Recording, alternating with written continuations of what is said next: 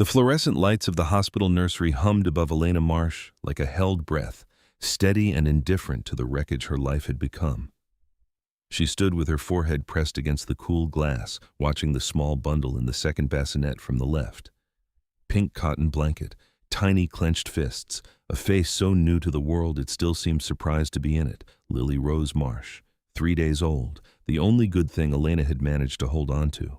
The maternity ward smelled like antiseptic and recycled air, and Elena's hospital gown hung loose on her frame in the way clothes hang on people who have forgotten to eat. She could feel the pull of the stitches when she stood too long, that low, persistent ache that the nurses called normal, and Elena called the price of surviving something. Her legs were tired, her arms were tired.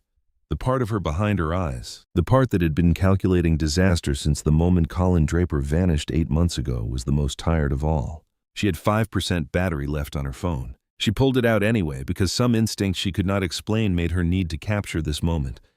Lily's face through the glass, the small plastic identification bracelet around a wrist no bigger than Elena's thumb. The nurses had mentioned a commemorative photo package earlier in the week, a photographer who came through on Tuesday mornings. Elena had not been listening. She had been thinking about the eviction notice. She had been thinking about the stack of bills she had stopped opening because the numbers inside them had stopped feeling like numbers and started feeling like walls closing in. But standing here now at the end of visiting hours with the ward going quiet around her, she wanted this. She raised the phone and took the picture through the glass. It came out better than she expected. The light was soft at this angle. Lily's face was turned slightly toward the camera, as if she already knew someone was watching. The bracelet was clearly visible, the print small, but legible on the image when Elena pinched to zoom. Lily Rose Marsh. Born December 4th. Mother Elena Marsh. The line below it, the one reserved for the father, was blank. The hospital had asked twice. Elena had said nothing both times. She stared at the image for a long moment. Then she opened her messages. She needed to send this somewhere, anywhere, just to have it backed up before her phone died. Her mother had been gone 2 years. She had no siblings. The friends who had been around before Colin, before the pregnancy, before the quiet unraveling of everything she thought she was building, those friends had found reasons to be busy. It happened that way sometimes. Poverty had a smell people recognized from a distance and kept away from.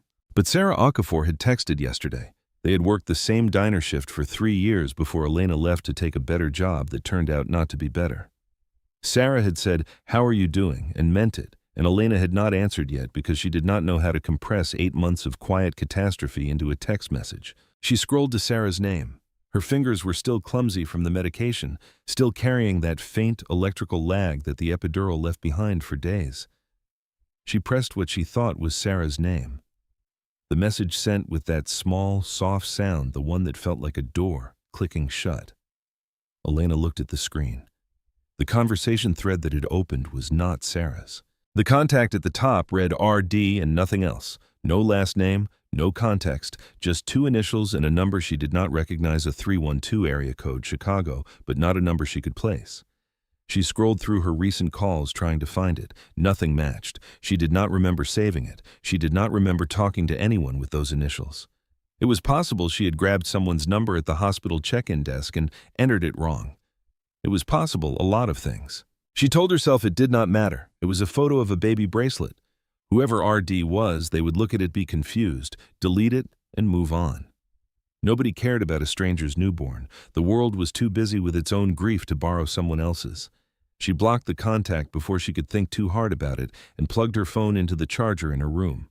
The discharge paperwork took another 40 minutes. Nurse Patrice, who had been kind to Elena in the specific way that people are kind to someone they can see, is in trouble, tried to convince her to stay one more night. Insurance would cover it, she said. Elena smiled and said she was fine and signed her name in 12 more places and did not mention that she had already done the math, and one more night would tip her account into a negative number it would take months to recover from. She had called a car to the lobby. That was the lie she had told. She rode the bus, Lily in the carrier against her chest, the small bag of donated supplies looped over one shoulder, the Chicago December coming through the bus windows in the form of gray sky and bare trees, and people walking fast with their heads down. Elena counted the stops. She counted her breaths. She thought about the eviction notice and then made herself stop thinking about it. The apartment was on the fourth floor of a building on Millard Avenue that had stopped apologizing for itself sometime in the previous decade. The elevator had been broken since August. The landlord had sent 2 emails about it, both of which began with, "We apologize for the inconvenience," and neither of which had resulted in a repair.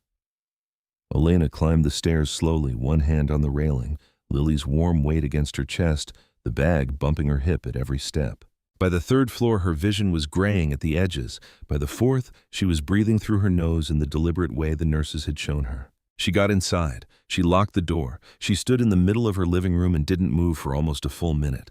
The apartment was cold in the specific way of apartments where the heat works, but not quite well enough. The second-hand bassinet was set up beside the couch, the one she had spent 3 Saturdays sanding and painting, because the original finish had been chipping. The walls were the beige of every apartment she had ever rented. There was a water stain on the ceiling above the kitchen that had appeared in October and been expanding slowly ever since. She put Lily down. She plugged in her phone. She watched the Apple logo appear and the battery begin to climb. 14%, 15, 16. Then the notifications started coming in. She counted them before she opened a single one. 43 missed calls from blocked numbers, 29 text messages from numbers she did not recognize. She stood very still in the middle of her cold apartment and felt something move through her that was not quite fear and not quite anything else she had a word for. It was the feeling of a situation being much larger than the container she had put it in. She opened the first message. Unknown number. Where did you send that photograph from? Not a question. The period at the end made it not a question. She opened the second.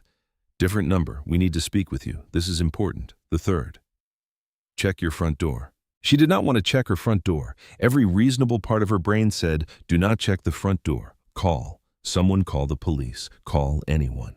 But she stood in her apartment with 29 unread messages and 43 missed calls, and she understood on some cellular level that whatever was happening had already happened, that the door between before and after had already swung shut behind her when her clumsy fingers hit the wrong name in her contacts list. She went to the door. She looked through the peephole. The hallway was empty. She looked down.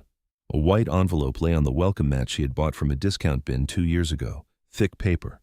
The kind of paper that belonged in a different building entirely, in a different life, in hands that knew what to do with things that arrived in envelopes this heavy. She opened the door just wide enough to take it, 3 locks back into place. She sat on the floor with her back against the door and opened the envelope in the way she had learned to open things she was afraid of, slowly giving herself time to stop. Inside was a card. Black cardstock. Silver lettering, precise and without flourish. 3 lines. Aldrich House, noon, tomorrow, come alone, and below it a single initial, D. Elena knew Aldrich House. Everyone in Chicago knew Aldrich House the same way everyone knows the name of a building they will never enter. It sat on the corner of Erie and Michigan like it had been placed there specifically to remind people of the distance between one kind of life and another. 3 Michelin stars. A reservation list that functioned less like a list and more like a membership. An article in Chicago Magazine 2 years ago had described it as the place where the city's real decisions get made over courses that cost more than most people's car payments. She sat on her floor for a long time. Lily made small sleeping sounds from the bassinet. The city moved outside the window, indifferent and enormous. She thought about calling the police. She thought about what she would say. She thought about the 43 missed calls and the envelope and the card, and the fact that whatever this was, it had found her within hours of a photo she had sent by accident to a stranger. A photo of nothing more than a hospital bracelet with her daughter's name on it. What was on that bracelet that had done this? She pulled out her phone and zoomed in on the image again. Lily Rose Marsh, December 4th, Mother Elena Marsh. She stared at it until the letters blurred. Then she went to sleep because Lily would be hungry in 3 hours and she needed whatever she could get. She went to Aldrich House. She went because she had lain awake in the dark after the 3 a.m. feeding and done the math on every other option and found them all worse. She went because the man watching her building from the black sedan across the street, the one she noticed when she looked out the window at 6 a.m., the one who did not move for the 2 hours she watched him, made the argument for staying home feel abstract in a way it had not felt the night before. She went because Lily was 3 days old and Elena had no one and nothing, and the world had a way of making that very clear to you when you most needed it not to be true. She dressed in the only thing she owned that was not jeans. A black dress she had bought for her mother's funeral, slightly too large for her, Now the kind of garment that had absorbed enough grief that wearing it again felt almost appropriate. She dressed Lily in the pink sleeper the hospital had sent home with them and strapped her into the carrier and took the bus downtown. The city changed outside the window as it does when you travel from one economic zone to another. The buildings got taller, the streets got wider, the people walking them got better dressed and less hurried. The particular unhurriedness of people who have enough money that time works differently for them. Elena watched it all and kept her hand on the back of Lily's head, that constant verification that she was still there, still warm, still breathing. Aldrich House was everything the photographs online had prepared her for, and still more than she was ready to experience in person. White stone that seemed to generate its own light, windows draped in fabric that moved slightly even though there was no breeze inside. A man at the door in a black suit whose size suggested that his job description included more than opening doors. His eyes moved over Elena with the practiced assessment of someone who has cataloged thousands of arrivals. When his gaze reached Lily, his expression shifted just slightly. Some micro-movement she could not name. "Your name," he said, "not a greeting, a procedure. Elena Marsh." He touched his ear, murmured something she could not hear, waited, nodded once. "Second floor, private dining room. Elevator is ahead of you." She stepped inside. The air smelled like hothouse flowers, and something underneath them, something that might have been money, if money had a smell, which she was beginning to think it did. A woman in a white shirt appeared and led her to a glass elevator without speaking, and they rode up in the particular silence of people who exist in different categories of the same world. "Last door on the right," the woman said, and stepped back into the elevator, and then Elena was alone in a hallway that had the quality of a place designed to make you feel small without being obvious about it. Dark wood paneling, paintings in heavy frames, carpet so thick her footsteps made no sound. She walked to the last door on the right. She put her hand on the handle. Cold metal heavy, precisely weighted. Everything in this building had been chosen for precisely that sensation, the sensation of substance, of gravity, of a world that would continue whether you participated in it or not. She pushed the door open. The room was smaller than she expected. A single table set for two white linen crystal glasses, a view of the city through a tall window that made Chicago look like a painting of itself. And a man standing with his back to her, looking out at that view. His hands in his pockets. His posture carrying the specific stillness of someone who has learned to be patient because he has never had to be anything else. He was tall. That was the first thing she processed. Tall and broad through the shoulders, wearing a suit the color of charcoal that looked as if it had been made for his particular body, which it probably had. Dark hair cut short. The set of his shoulders said nothing. Moves in this room without my awareness, even though his back was turned and he had not yet looked at her. "Close the door," he said. His voice came out low and smooth and American, but with something underneath the American, some texture that suggested the polish was learned and the roughness beneath it was not. She closed the door. Lily made a small sound against her chest, that faint mew of a newborn processing consciousness, and the man turned. She had expected older. She had expected gray-haired and heavy with the weight of accumulated power, the way powerful men looked in movies. What she got was a face that belonged on a different kind of thread entirely. Mid-30s, sharp jaw, cheekbones that caught light with an almost structural precision, a mouth that in a different context might have been described as beautiful, and in this context functioned as the most visually organized part of a face designed for intimidation. His eyes were dark, nearly black. They moved over Elena in a single sweep, assessing, and then dropped to Lily. And stopped.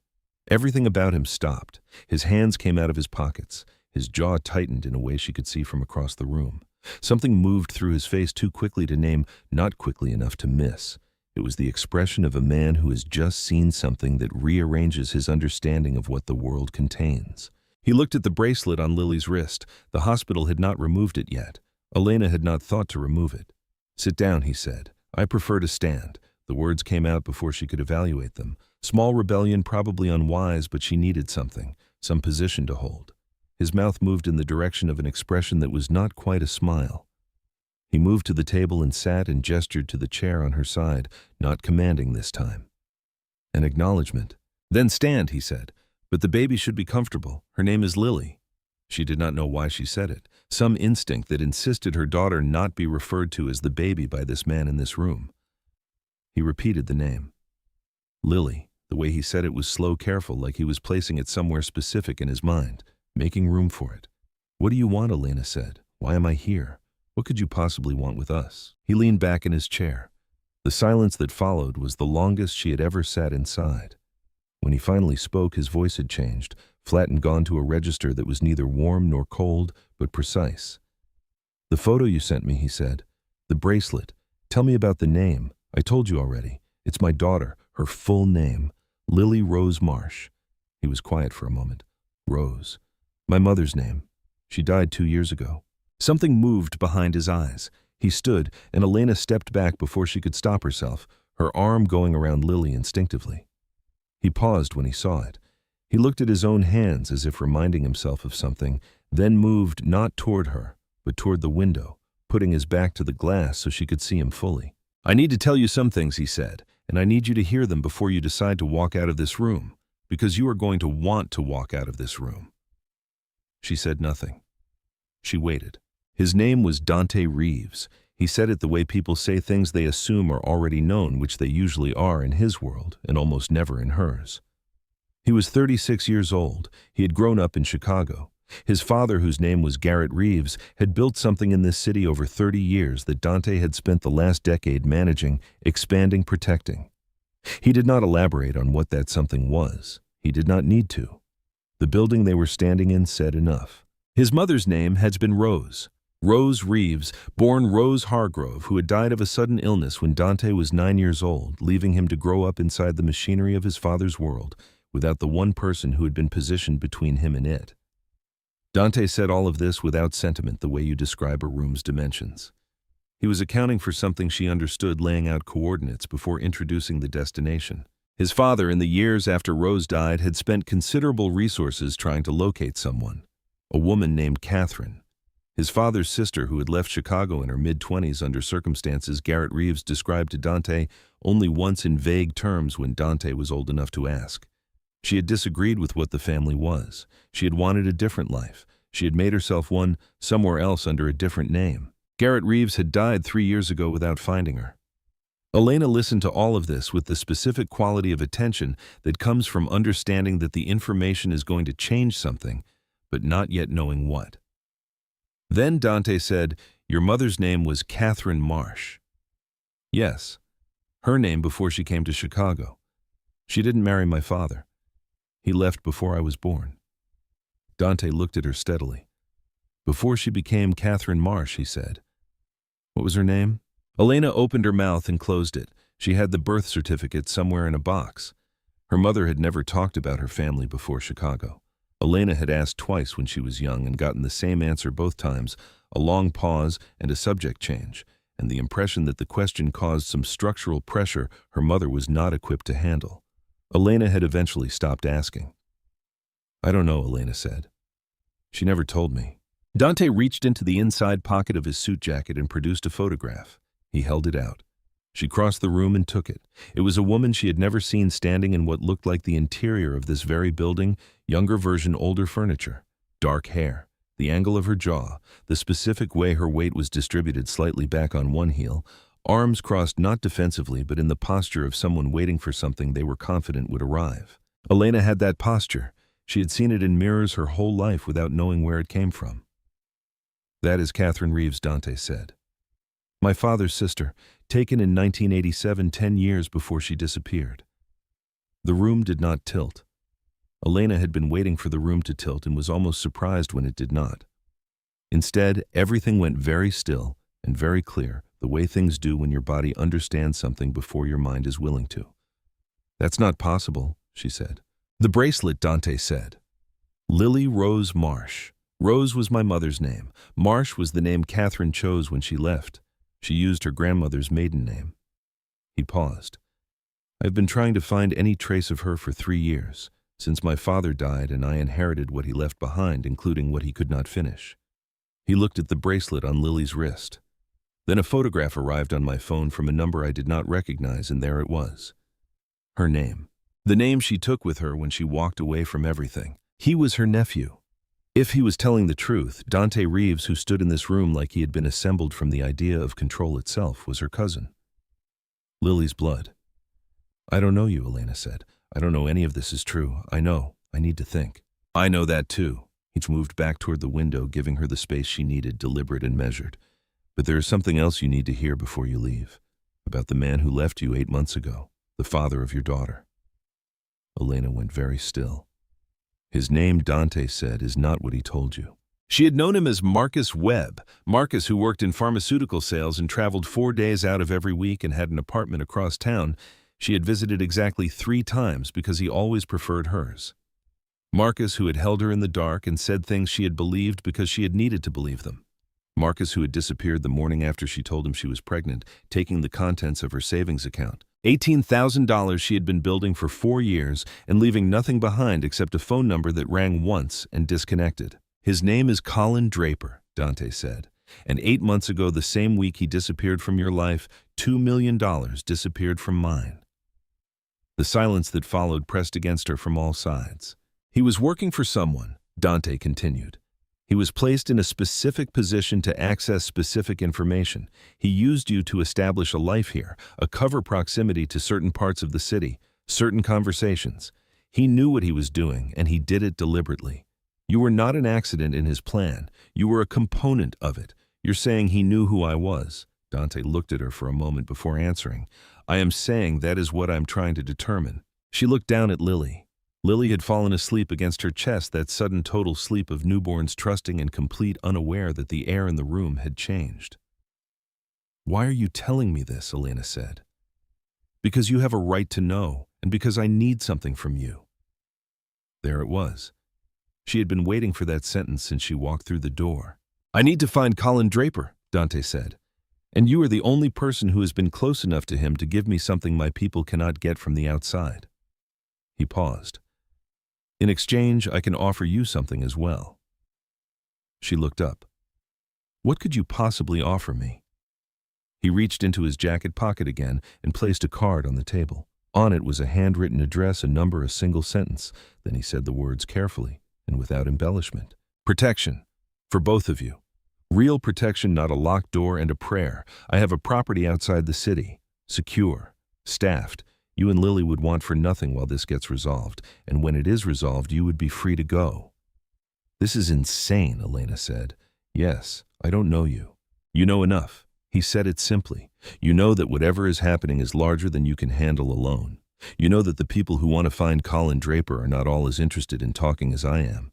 And you know that your daughter is 3 days old, and you are about to be evicted from an apartment with a broken elevator." She hated him for knowing that. She hated him for saying it with no cruelty in his voice, as if it were simply information which made it worse. She left without giving him an answer. She rode the elevator down alone and walked through the lobby and out into the December cold and took the bus back to Millard Avenue and climbed 4 flights of stairs and sat in her apartment with Lily in the bassinet beside her.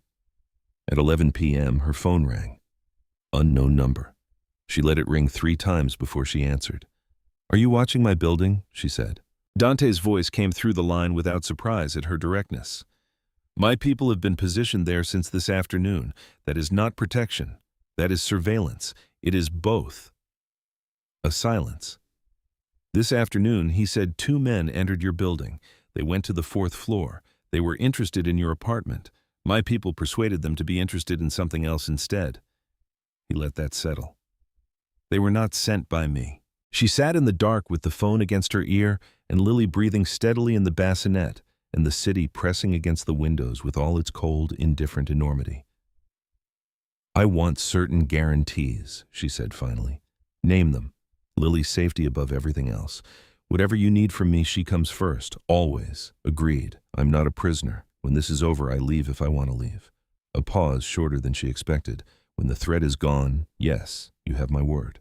"The word of a man like you is still a word." He said it without defensiveness. "I keep mine." She looked at Lily. The rise and fall of that small chest. The fists curled near her face. 3 days old and already the center of every calculation Elena made. 1 hour, she said. "I'll be ready in 1 hour." She packed what she owned that mattered, which was not much. 1 bag. Lily's things took most of it. She was ready in 40 minutes. The woman who came to collect her was tall, precise, wearing a dark suit that communicated competence without effort. She introduced herself as Rowena Ashby and took Elena's bag without asking and told her the car was downstairs. In the elevator going down, Elena caught a reflection of herself in the polished metal doors. A woman in a black funeral dress with a baby strapped to her chest and one bag of everything she owned. She looked like the before picture in a story she could not yet read the end of. The car was black and silent and warm. They moved through Chicago, and then beyond Chicago into the kinds of streets that existed on the other side of money, where the properties sat behind walls, and the walls sat behind trees, and everything was designed to make the rest of the world feel far away. Elena watched through the tinted glass and kept her hand on Lily's back. The gates were iron tall, flanked by cameras and a guardhouse with two men who nodded as they passed. The driveway beyond was lined with old growth trees, bare now in December, their branches making a canopy against the dark sky. At the end of the drive, the house. Mansion was not the right word. It implied ostentation, the desire to be seen. This building was the opposite of that. Stone and glass arranged with a kind of gravity that said it had been here a long time and intended to be here a long time more. Lights in every window warm against the winter dark. "Welcome," Rowena said, and Elena stepped out of the car into the cold air with Lily against her chest. She followed Rowena through a foyer, down a hallway, up a staircase, down another hallway. She noted doors and corners, and the positions of the men she could see, and the positions of the ones she could feel, but not see. At the end of a corridor in the east wing, Rowena stopped and opened a set of double doors. The suite was larger than Elena's entire apartment, a sitting area facing a fireplace already lit, a bedroom beyond it, and to the left through an open door a nursery. Elena walked to the nursery doorway and stood there. The crib was solid and new wood the color of cream. The changing table was stocked with everything diapers in 3 sizes wipes cream. A small white noise machine already running at the lowest setting. Shelves lined with folded blankets and small soft things. A mobile above the crib with shapes that caught the light and moved in the slight current from the heating vent. All of it new, all of it prepared. This afternoon, Rowena said from behind her, Mr. Reeves was specific about the requirements. Elena stood in the doorway of the nursery that had been built for her daughter before she had agreed to come here and understood something about the man who had built it. He had known she would say yes. He had known because he was the kind of man who understood the weight that desperation puts on a decision, who knew that a woman with no options and a 3-day-old daughter and 2 armed men taking interest in her apartment would eventually do the thing that kept her child safe, regardless of what it cost her pride. He had been right. She hated that he had been right. She laid Lily gently in the crib. The baby sighed and settled without waking. Elena stood for a moment in the quiet of the room, one hand on the crib rail, listening to the white noise machine and the distant sound of the house around her, its staffed corridors and its security feeds, and its man somewhere inside it who claimed to be her cousin and had spent an afternoon furnishing a room for a child he had never met. She did not know what came next. She did not know what she had walked into or how long she would be inside it, or whether the word she had been given by a man whose word was the currency of a world she did not understand would turn out to be worth what she had paid for it. What she knew was this: the door at the end of the hallway was not locked. She had tested it with her eyes as Rowena led her past, and Lily was breathing steadily in the new crib, warm and safe, and entirely unaware of the deal that had been made in her name. Elena pulled the chair from beside the changing table to the center of the room and sat down and watched her daughter sleep. Outside the tall window, the estate grounds stretched into darkness, and somewhere beyond the iron gates, Chicago went on without her, cold and enormous, and full of men who were looking for a person she had loved and trusted and who had never existed at all. She sat there until the warmth of the room and the sound of her daughter's breathing finally pulled her under, and she slept. She woke before Lily did, which still surprised her every time it happened. Some new maternal frequency had installed itself in her nervous system without her consent, tuned to the particular silence that preceded a newborn's hunger. She lay still for a moment in the unfamiliar bed in the unfamiliar room, with the unfamiliar sound of a house that was too large and too quiet, and let the previous day settle over her like something heavy and real. She was in Dante Reeves's house. She had agreed to be here. Those two facts sat side by side in her chest, and she breathed around them and got up. The days that followed had a rhythm she had not expected. Not comfortable, not easy, but structured in the way that structure can be its own kind of mercy when everything else has come apart. Lily ate and slept and ate again. Elena healed slowly the way bodies insist on doing, regardless of whether the circumstances are convenient. Rowena appeared each morning with a tray and a schedule of nothing, which was itself a kind of schedule. A deliberate clearing of expectation that Elena recognized as strategy without being able to object to it. Dante was present in the way that weather is present. She was aware of him without always seeing him. Voices in distant rooms, the sound of a door, the particular quality of attention that moved through a household organized around one person's orbit. She caught glimpses of him in the hallways, always moving, always in conversation with one of the suited men who materialized and dissolved around him like a tide. He would see her and nod. Sometimes he would pause and ask a single question. How is she sleeping? Is the temperature in the suite comfortable?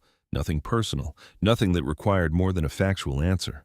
As if he was running a diagnostic and she was the system being checked. She was not sure whether this restrained her or relieved her.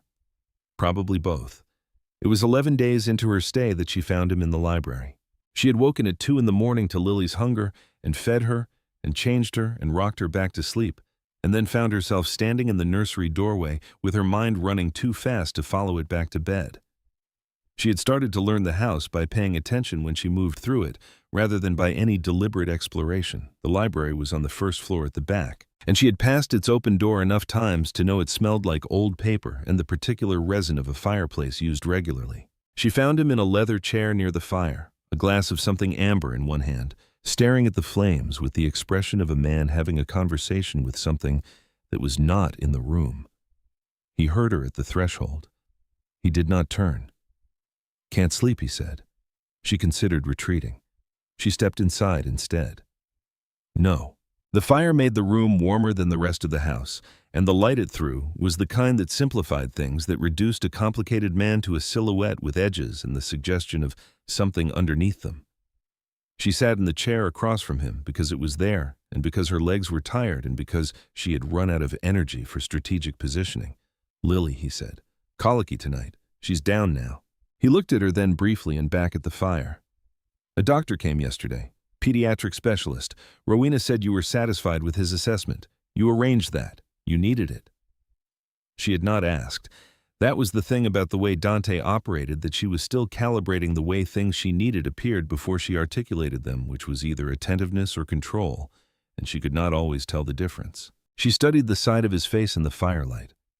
He was younger than he seemed in daylight. Not in a way that made him less dangerous, just in a way that made him more specific, more human, more like a person who had been made by things rather than simply being a thing himself. "Tell me about her," Elena said. He did not ask who. He knew. Rose, his mother. He said the name the way you say the name of something that has been gone long enough that the grief has changed shape but not weight. "She died when I was 9. Pneumonia, which sounds like something from another century, but she was already compromised from something else they never fully explained to me." He paused. She was the kind of person who made a room feel inhabited, not loud, not demanding, just present in a way that was impossible to overlook. When she was gone, the house felt like a building that had lost its purpose. Elena did not speak. She understood that he was not asking for response, that he was doing what people do in firelit rooms in the middle of the night, which is say the things that daylight makes too heavy to lift. "My father never recovered," he continued. "Garrett Reeves was not a man built for grief. He was built for acquisition, for leverage, for the accumulation of things that could be controlled. He could not control what had happened, and it broke something in him that he spent the rest of his life disguising as strength. He looked for Catherine because she was the last piece of Rose that remained in the world. Rose's younger sister, who had inherited the same quality of presence and had used it to walk away from everything my father had built. She was brave," Elena said quietly. "She was stubborn." He said it with something that was almost fondness. "My father called it foolishness. But I thought even as a child that walking away from a life like this requires a specific kind of courage that most people mistake for naivety. My mother never talked about where she came from." Elena stared at the fire. "I asked twice when I was young. She changed the subject both times. I thought she was embarrassed maybe of being from somewhere else. I thought it was about wanting to be only what you are now, and nothing you were before." He was quiet for a moment. There was something more than that. "I know." Elena had known it for years, in the place where you know things you cannot prove. She just never explained it to me. She waited until she was dying, and even then it was not an explanation so much as a warning. What did she say? Elena had thought about this often since arriving here. Her mother in the last weeks, the morphine making her thoughts porous, old language surfacing like objects from deep water. She had taken Elena's hand and looked at her with that particular lucidity that sometimes cuts through the end of things. Blood calls to blood. Elena said it slowly. You cannot outrun it. The room was very still. The room. Dante set down his glass. He looked at her with an expression she had not seen on him before, unguarded briefly the way a window is sometimes unguarded by weather, and you can see clearly through it to what is on the other side. She knew, he said. Not everything. But she knew that whatever she had left behind would find its way to you eventually. He paused. It found you through a photograph of a hospital bracelet sent to the wrong number at 5% battery in the middle of the night. He was quiet for a moment. She always did have a sense of humor about timing. Elena looked at him. He was not smiling, but the word humor had landed somewhere in his face and changed the topography of it. Slightly softened the jaw, eased the set of the mouth. She thought about what Rowena had said 11 days ago standing in the doorway of the nursery. Mr. Reeves doesn't do things halfway. She was beginning to understand that this was true in both directions. That the precision that made him frightening was the same precision that had stocked that nursery before she agreed to come, that had sent a specialist for Lily without being asked, that had sat in this library at 2 a.m. tending a fire in a room she might wander into. She did not say any of this. She said goodnight instead and went upstairs and lay in the dark listening to Lily breathe and thought about blood that calls and women who run and the distance between courage and stubbornness, which her mother had apparently made her life's work and bequeathed to Elena without instruction. 3 days after the library, Rowena came to find her. Elena was in the covered walkway that bordered the garden, Lily in the carrier against her chest, watching the bare December grounds through the glass panels while the heat from the house pressed at her back. She had taken to walking in the late mornings, moving through the house and its edges because stillness made her mind too loud. Rowena found her with the same purposeful quiet she brought to everything appearing at the end of the walkway, her expression held at its usual professional setting, but with something underneath it that Elena had learned to read. The something underneath it today was not good. We need to talk, Rowena said. They went to Dante's office, which Elena had been in twice before for the procedural conversations about her arrangement here. He was already at his desk when they arrived, standing actually one hand flat on the surface, looking at a file that Rowena placed in front of him and then stepped back from, as if it might ignite. Sit down, he said to Elena. She sat. He remained standing. He remained. Rowena's team, he said, has spent the past 2 weeks tracing Colin Draper's movements backward from the point of his disappearance, following the money, the contacts, the construction of the identity he used with you and with others before you. He looked up from the file. He was not freelancing. She had already begun to understand this was coming. She felt it settle through her anyway, cold and complete. He was placed. Dante continued, specifically and deliberately by a man named Stellan Holt. He paused to let the name register, though it registered nothing in Elena's memory. Holt operates out of Boston. He has been in conflict with my organization's interests for approximately 4 years, escalating. What we did not know until now was the nature of his current strategy. What is the strategy? Elena said. Dante looked at her steadily. You. She did not move. Colin was sent here 18 months ago with a specific brief: build a life, establish proximity to Elena Marsh, gather what could be gathered from that proximity regarding our operations, our finances, our vulnerabilities, and then when the timing was right, extract the money and disappear. He paused. Elena, he knew who you were before he introduced himself to you. The fire in the library. Blood calls to blood, her mother's voice through the morphine. He knew I was connected to you. Stellan Holt has been researching my family history for years, looking for leverage. He found Catherine's trail before I did. He found you. He looked at his hands briefly, then back at her. The pregnancy was not in his plan. He is not certain yet how to use it, which is what has bought us time. But his interest in Lily is not incidental. She is Reeves' blood, and there are people inside certain structures who have interest in that. She thought of Lily in the nursery upstairs, the mobile turning above the crib, the small white noise machine. What kind of people, she said. My organization has a governing structure, Dante said. Arrangements that have been in place for decades regarding succession leadership continuity. When my father died, those arrangements became relevant. He said the next part carefully. There are those within that structure who have been pressing for clarification on certain questions. Questions that Lily's existence and yours makes more complicated. You're saying she's relevant to who controls what you've built. I'm saying Stellan Holt understands that she is and intends to use it. He closed the file. This is why he wanted Colin close to you. This is why the pregnancy, which Colin did not plan for, sent Holt back to the drawing board. He cannot simply extract leverage. He has to manage it.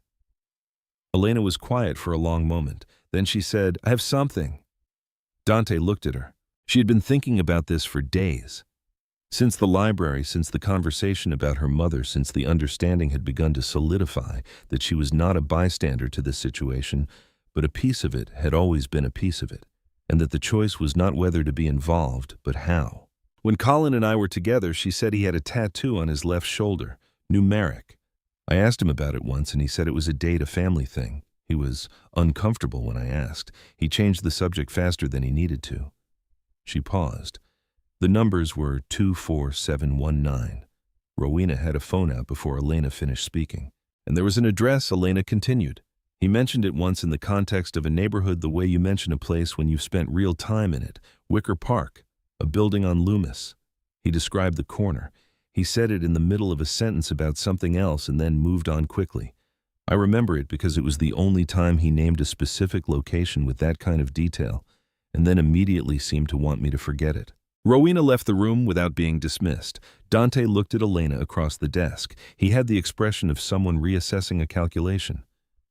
How long have you been holding that? He said. Since I got here. She met his gaze. I needed to understand what I was giving it to before I gave it. He was quiet for a moment. Then he said, that is exactly what Catherine would have done. She did not know whether it was a compliment. She thought it probably was. She thought it probably did not matter, because she had not done it for him. The information moved fast. Rowena came back within 2 hours with confirmation that the numeric sequence matched an internal code used by Holt's organization for property identification. The address on Loomis was a building registered to a shell entity that had been on their peripheral watch list for months. They had been looking at it from the outside. Now they had reason to look closer. The night before they completed the location analysis, the alarm went off. Not the subtle chime of a motion sensor on the perimeter, the full cascade, every system activating simultaneously the sound of a house that had been built for exactly this kind of moment, and was now using everything it had been built for. Elena was in the nursery when it started. She did not run. It was not bravery. It was simply that in the half-second between hearing the alarm and being capable of movement, she understood that running meant leaving Lily. She crossed to the crib, picked up her daughter, and moved to the interior wall of the nursery. The room had no exterior windows. Rowena had mentioned this once in passing as if it were an architectural detail rather than a security decision. Elena had understood it was a security decision. She stood with her back against the interior wall, Lily held against her chest, and listened. The sounds of the next 14 minutes were not sounds she had vocabulary for.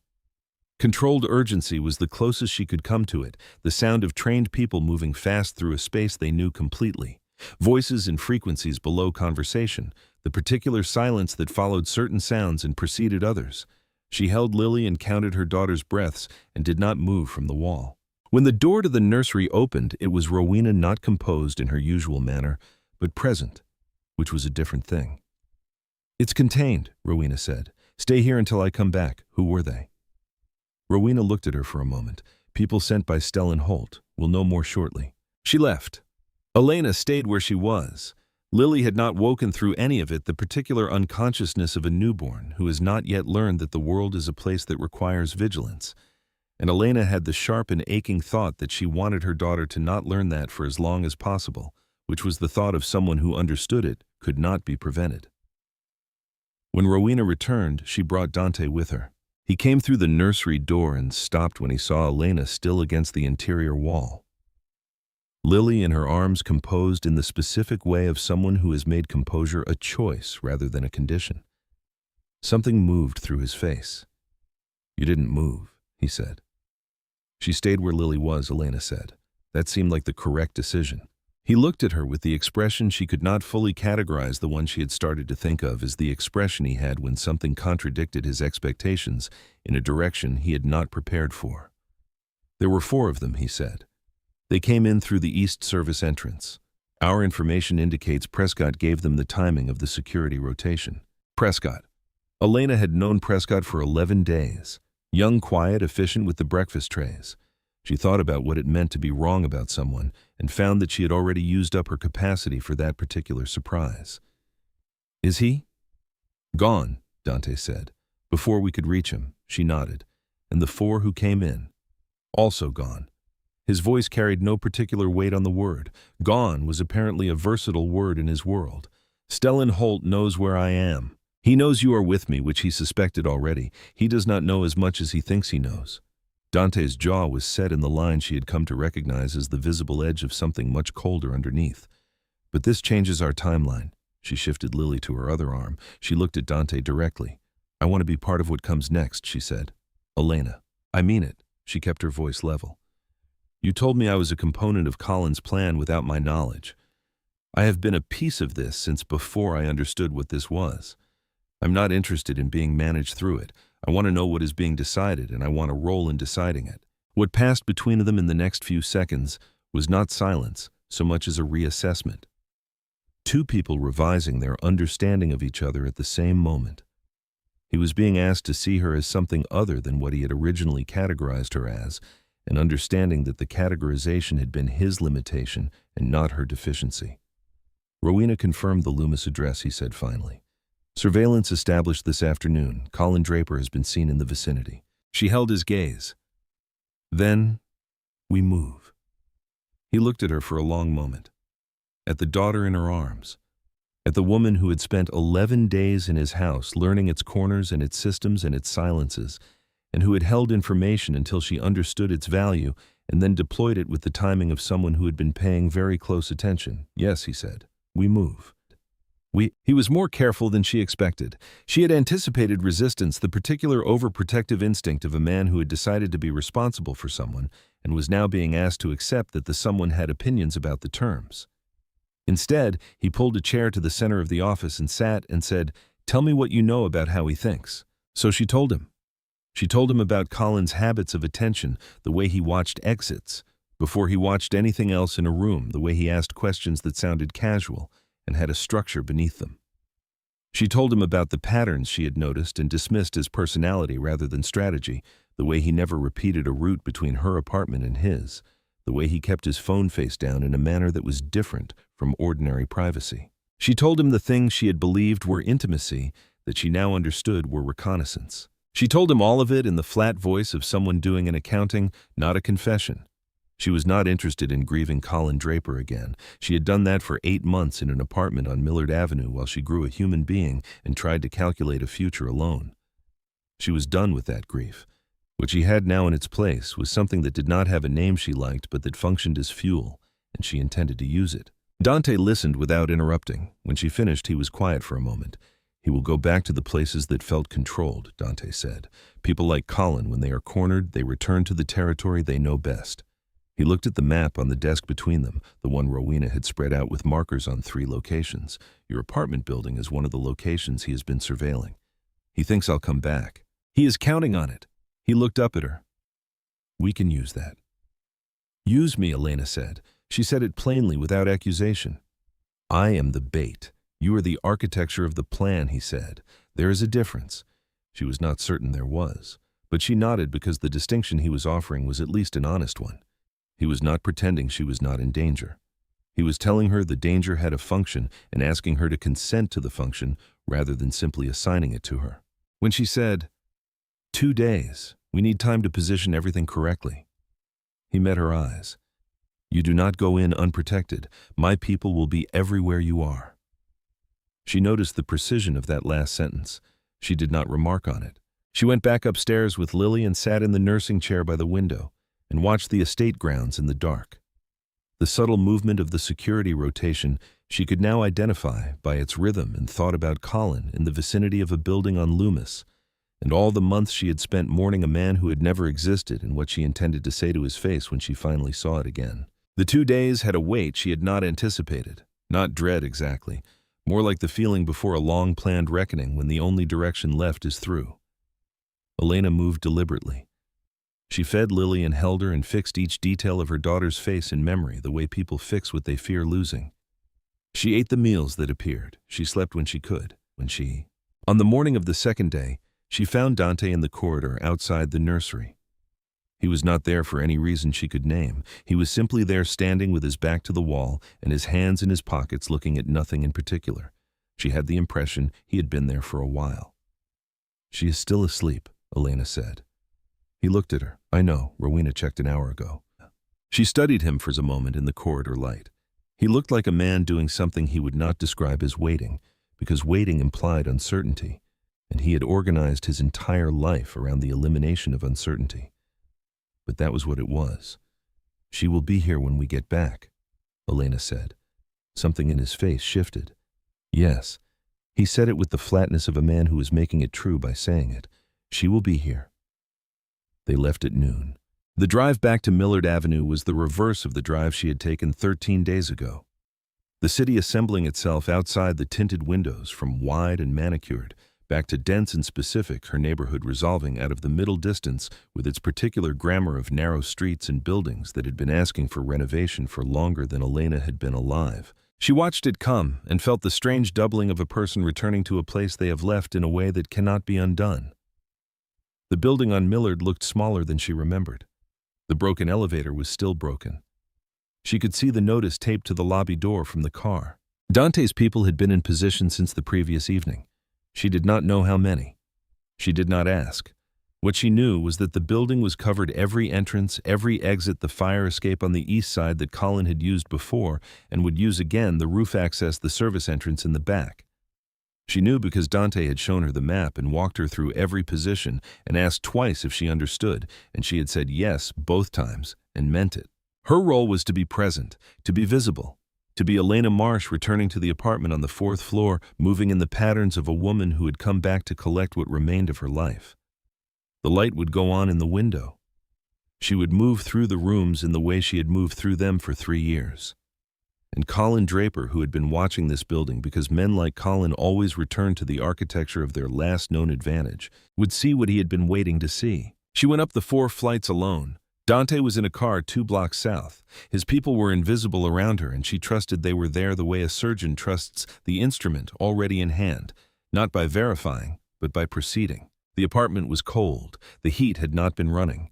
She moved through the 3 rooms and turned on the lights and stood in the kitchen and looked at the bassinet beside the couch that she had spent 3 Saturdays sanding and painting, and which now sat empty and clean, waiting the way objects wait when the life has temporarily gone out of a space. She made coffee she did not drink. She sat on the couch.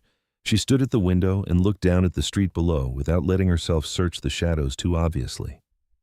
She was performing normalcy for an audience of 1, and she tried to do it the way her years of reading difficult customers had taught her, which was to make the performance so thorough that it ceased to be performance and became something indistinguishable from the real thing. She didn't have to wait long, 40 minutes. She heard it before she saw it, the particular sound of the fire escape that she knew from 3 years of being the only person who used it.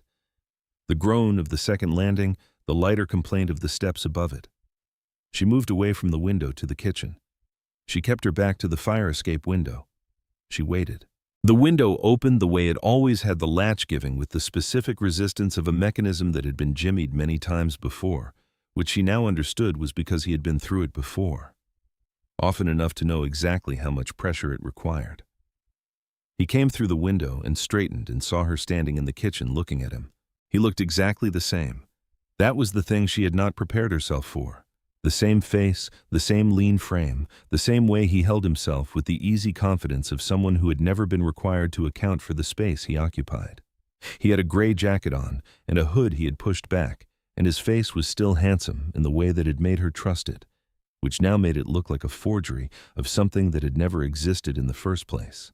He had not expected her to be looking at him. He had expected to find her startled, turning, giving him the asymmetry he needed. Her stillness cost him something, and she watched it cost him the adjustment moving through his face in the half-second before he recovered. "Elena," he said. His voice was warm. It had always been warm. She understood now that warmth was a technique. She said nothing. He moved into the room with the particular carefulness of someone assessing exits while pretending to be doing something else. She had named this behavior for Dante 2 days ago. She watched Colin do it now and felt nothing except a cold and clarifying attention. "I have been trying to reach you," he said. "You disappeared.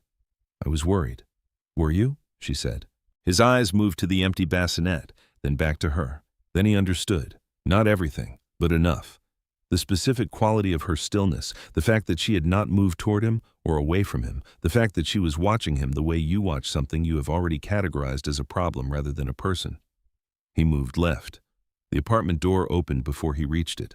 Dante's men were fast and quiet and thorough, and Colin Draper, who had spent 18 months constructing a life designed around the premise that he was the smartest person in any room he entered, was zip-tied and seated in her kitchen chair before he completed the turn. Elena watched it happen and felt nothing she could describe as satisfaction.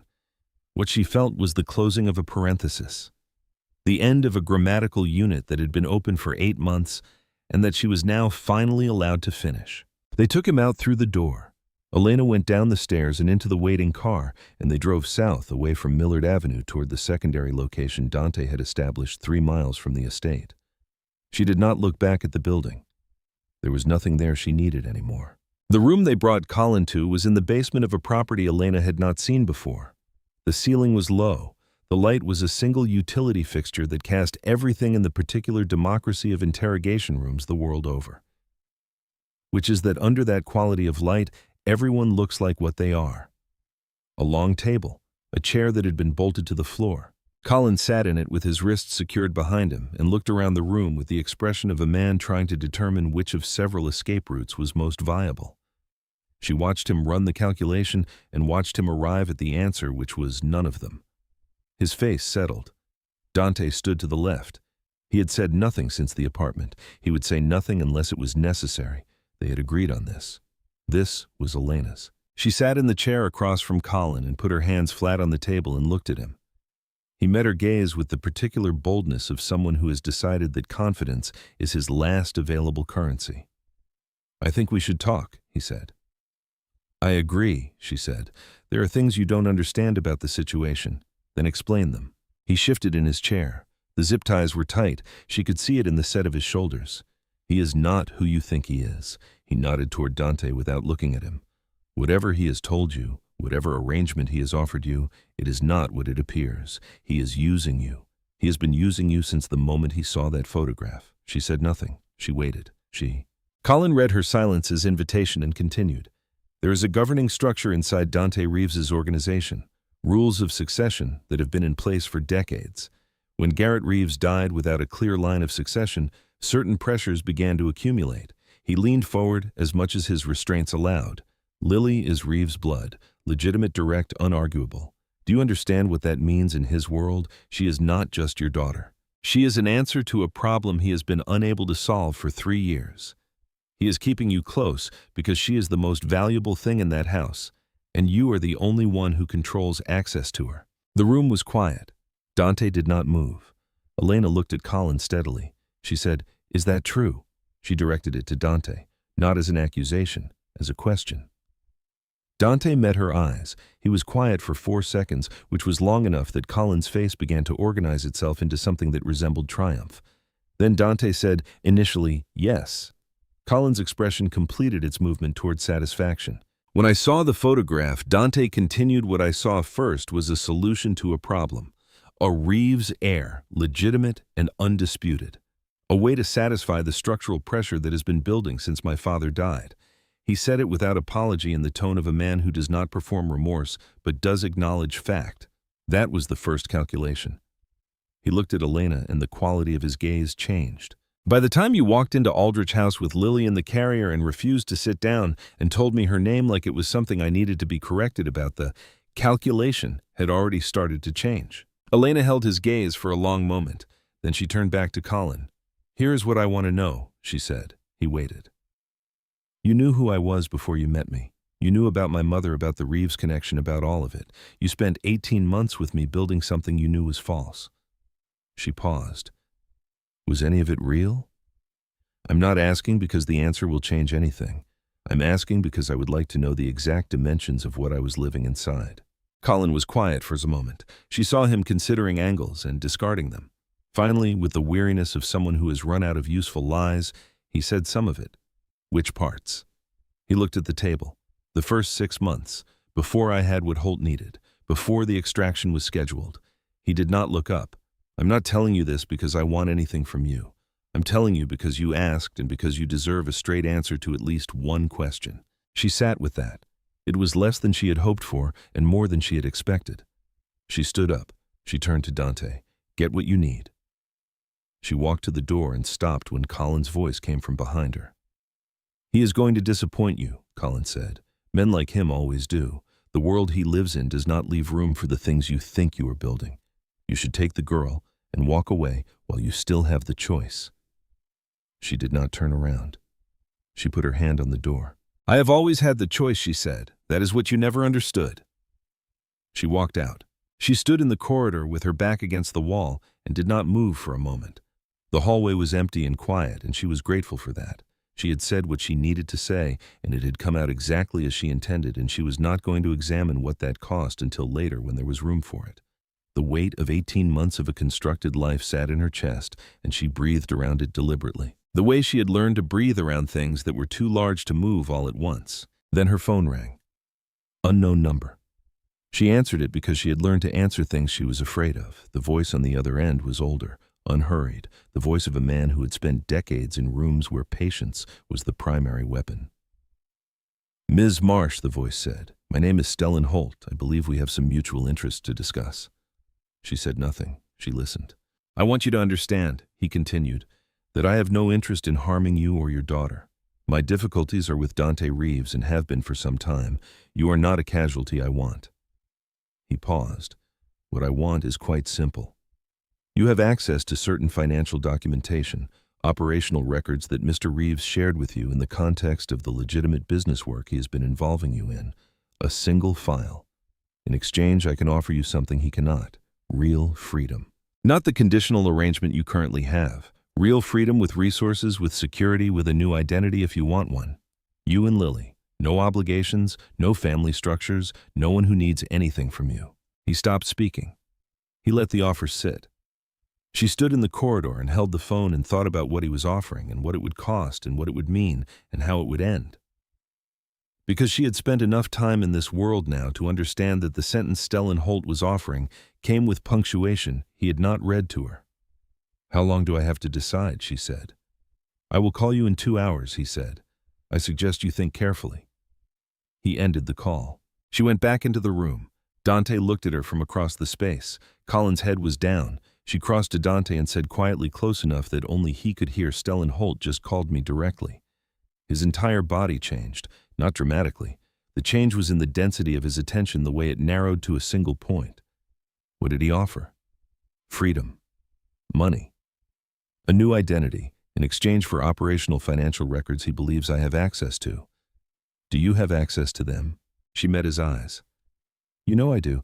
You gave me access 3 weeks ago when you brought me into the Portland Avenue account review." She paused. "I have not looked at them since. I would not know which file he wants without asking him." Dante was quiet. He was doing the calculation. She could see him doing the one that involved her and trust and the specific vulnerability of having extended access to someone whose loyalties he had believed were established, but which were now being tested in front of him in real time. She let him do it. She did not try to accelerate it. "He said he thinks you will choose him," Dante said finally. "I know," she said. "That is what we are going to use." What she proposed was not complicated in concept.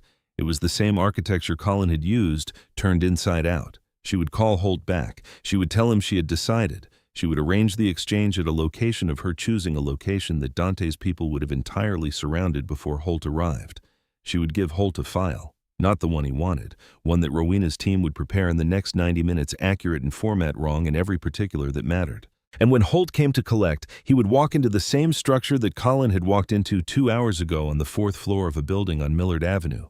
The difference, she said, is that Holt is not Colin. He will anticipate a counter. "Yes," Dante said. "So the meeting has to be airtight, and I need to be there." His jaw tightened. "Elena, I need to be there," she repeated. "Because if I am not there in person, someone as careful as Stellan Holt will know. He has been watching you for 4 years. He knows what your operations look like from the outside. He needs to see me make the choice." He was quiet for a long time. The longest she had watched him be quiet without it being strategic. "If anything goes wrong," he said, "I know. If the position is not secure before you are inside, I know." She met his eyes and held them, and after a moment he exhaled controlled and nodded once. Rowena built the file in 87 minutes. Elena called Holt back at the 90-minute mark. She told him she had decided. She told him the location, a parking structure on West Kinsey that she described as a place she knew from her waitressing years, neutral, unaffiliated, easy to access from multiple directions. She told him to come with no more than 2 people because she was coming alone and she needed to believe she was not walking into something. He agreed to all of it with the ease of a man who was planning to disregard every condition she had named. The next 4 hours were the most concentrated of her life. Rowena's people moved. Dante moved. She sat in the back of a car outside the Kinsey structure and fed Lily, who had been brought from the estate by a separate vehicle, and watched through the window as the building was quietly enclosed in the invisible structure of people who knew exactly what they were doing. She had insisted on having Lily close. She had not been able to explain the instinct except to say that she needed to know where her daughter was. Dante had looked at her for a moment and then arranged it without argument. She handed Lily to Rowena when the time came. Rowena took her with a steadiness that Elena recognized as the highest form of the woman's professionalism, and said nothing except, "We'll be right here." Elena went in with the file in her hand and a wire she could hear through a single earpiece on the left side, and the knowledge that 40 feet in every direction there were people whose job was to make sure this worked. Holt was already there, 3rd level northwest corner, the location she had specified. He was 60 or near enough to it, with the kind of face that had been handsome for a long time and had converted that handsomeness into authority so gradually that one had become indistinguishable from the other. 2 men flanked him at a distance that said they were armed and were not concerned about whether she knew it. She walked toward him and stopped 10 feet away and held up the file. "Ms. Marsh," he said, "I appreciate your willingness to be reasonable." "I'm not being reasonable," she said. "I'm being practical. There is a difference." He almost smiled. "Of course." She held out the file. He nodded to one of his men who came forward to take it. She watched the man's hands and the distance between them and the position of the 2 others, and the column behind Holt that gave him 3 feet of cover on his left side, which was the side Dante's approach would come from, which meant the timing had to be precise. Her earpiece gave 1 click. "Position confirmed," she said. "Before you open that, I need you to understand something." He raised an eyebrow. "I did not come here to trade." She said it clearly in the unhurried voice of someone who has made a decision they are not reconsidering. "I came here because you needed to see me make a choice, and I wanted you to understand clearly which one I made." His expression changed. "Not much. Men like Holt did not allow much. But enough." The column behind him stopped being a column. What happened in the next 40 seconds was fast and controlled and entirely outside Elena's participation. She had been told to step left when the movement started, and she stepped left and kept her eyes on Holt's face and watched the moment when a man who had organized his life around being the one who determined outcomes understood that this particular outcome had been determined without him. He did not fight. She had not expected him to. Men who operated at Holt's distance from physical consequence rarely did when the consequence arrived in person. He simply became very still and looked at her across the 10 feet between them with the expression of a man recategorizing. "You are not the variable I anticipated," he said. "I know," she said. His people were secured. He was secured. The file was recovered from his man's hands, still unopened. Rowena's voice came through the earpiece, containment complete, and then a pause, and then "Lily is fine," which was the sentence Elena had been waiting for since she walked in. She walked back to the car. She sat in the back seat with Lily in her arms and did not speak for the first 3 minutes of the drive back to the estate. Dante sat across from her. He did not speak either. The city moved past the windows and the heat ran in the car, and Lily slept against Elena's chest, one hand open against Elena's arm, the absolute surrender of a child who has decided the world is safe. "What happens now?" Elena said finally. "Holt's organization will fracture," Dante said. "It has been held together by him personally. Without him at the center, the alliances will dissolve. His people in Chicago will stand down within days." He paused. "The governing structure within my organization will have its questions answered by what happened tonight. The pressure about succession will ease. And Colin," he met her eyes, "handled." She did not ask for specifics. She had learned that there were answers she could live without. Not because she was avoiding truth, but because some truths served no function that she needed to serve. Colin Draper was a person who had performed a man she had loved, and the performance was over, and the audience had left the theater, and there was nothing left to grieve that she had not already finished grieving in an apartment on Millard Avenue over the course of 8 months of silence. "I want to say something," she said. He waited. "When I came to Aldrich House, I was the most alone I have ever been, and I have been alone in circumstances that required a great deal of it." She did not look up from Lily. "What you offered me was a cage. I understood that. I accepted it because a cage with my daughter inside it was better than freedom that got her killed." She paused. "But somewhere between the library at 2 in the morning and the nursery floor and the map on your desk and tonight it stopped being a cage." She looked up. "I do not know exactly when that happened. I know that it happened." Dante was quiet in this way that meant he was listening with everything, not just the surface of himself. "I am not naive," she continued. "I know what your world is. I know it will not become something else because Lily and I are in it. I know there will be nights when the alarm goes off and I will stand against an interior wall with my back to a window that has no exterior exposure because someone made a security decision before I arrived." She held his gaze. "I'm telling you that I can live in that world. I'm not telling you that I can do it alone." He looked at her for a long moment. Then he said, "You have not been alone since the day you walked into that restaurant." "I know," she said. "I am telling you, I do not want to be." The drive continued. The city gave way to the suburb, and the suburb gave way to the private road, and the private road gave way to the gate, and the gate opened the way it always did, as if it recognized something coming home. 6 months later, the garden had come back. Chicago in June was a different country from Chicago in December, and the estate grounds confirmed it with the particular extravagance of a space that had been maintained through the winter, specifically so it could do this in the summer. Roses along the east wall in deep red, old trees that had been bare and architectural in the cold now running with leaves, the light coming through them in the moving pattern that light through leaves makes, and that Elena had decided was one of the few genuinely reliable forms of beauty. She was sitting on the stone bench at the garden's edge with her coffee and watching Dante, who was standing on the lawn 20 feet away, doing something that no intelligence briefing had apparently prepared him for, which was making airplane noises. Lily, 7 months old and in possession of opinions she expressed without reservation, was in his arms with her hands gripping the lapels of his jacket and her face arranged in the expression of an infant who has just discovered that this particular thing is the best thing. He lifted her, and she shrieked with the specific joy of a person to whom joy is still a discovery rather than a condition. He made the noise again. She reached for his face with both hands and grabbed his jaw, and he submitted to this without adjustment. Elena drank her coffee. Rowena appeared beside the bench with the silent arrival that Elena had stopped being startled by somewhere around week 3. "He canceled a meeting this morning," Rowena said. There was no particular editorial in her voice. There rarely was. She had learned that Rowena communicated opinion through selection of fact, the one with the Portland account. He said it could wait until afternoon. Elena watched Dante crouch to the lawn and let Lily practice standing, which she was recently capable of in short, determined bursts, before gravity reasserted its argument. He held her by both hands, and she stood with the concentration of a person attempting something genuinely difficult, and succeeding at it through the specific refusal to accept the alternative. "He has been different," Rowena said. "Good different, or complicated different," Elena said. "Both." Rowena was quiet for a moment. When his father died, he became the center of something that had no room in it for anything personal. Everything he was went into maintaining what Garrett Reeves built. He stopped having preferences. She paused. She looked at the garden, then back toward the bench where Elena sat.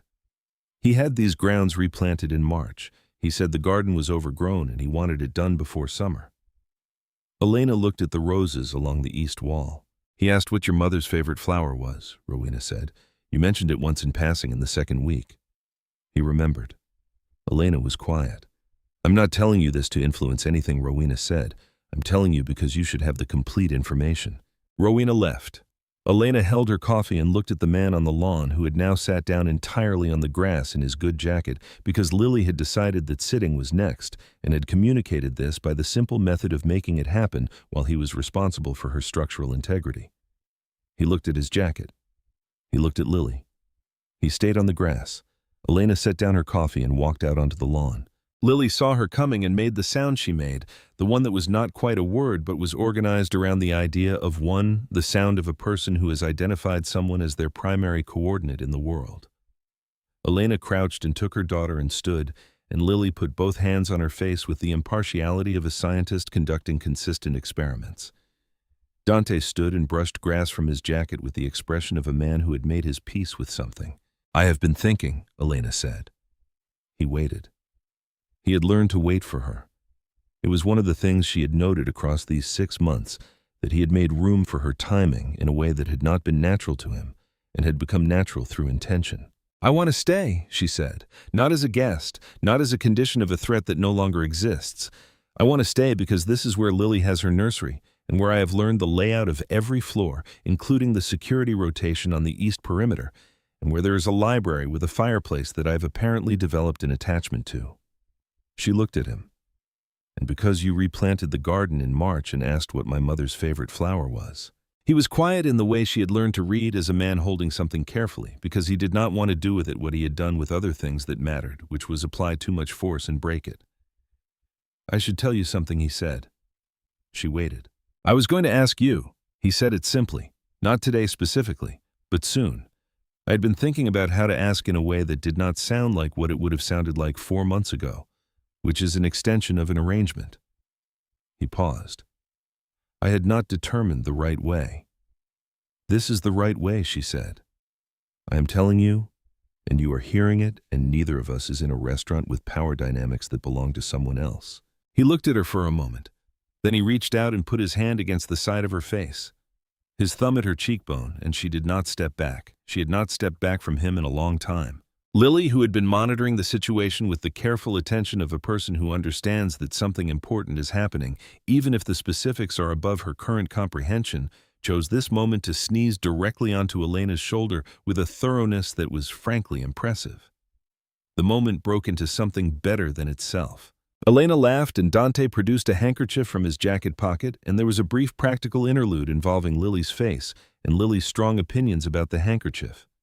And when it was over, Elena was standing in a garden in June with her daughter on her hip, and this man beside her, and the roses along the east wall in full bloom in the color her mother had loved. She looked at him and said, "I love you." The words came out steady, which no longer surprised her. She had been building toward them for 6 months without acknowledging that was what she was doing. He didn't say it back immediately. He looked at her the way he had looked at the photograph of the hospital bracelet in December, with the specific quality of attention a person gives to something they have been waiting for long enough that its arrival requires a moment of recognition before it can be received. Then he said it in the particular way he had learned that some things required quietly without performance. "There you are," he said. "I was wondering when you would get here." She looked at him for a moment. Then she laughed quietly, the laugh of someone who has stopped being surprised by the things that turn out to be true. "I got here," she said. "That counts." He pulled her and Lily both close, his hand moving to the back of Lily's head in the gesture Elena had been making since the hospital nursery. She let him.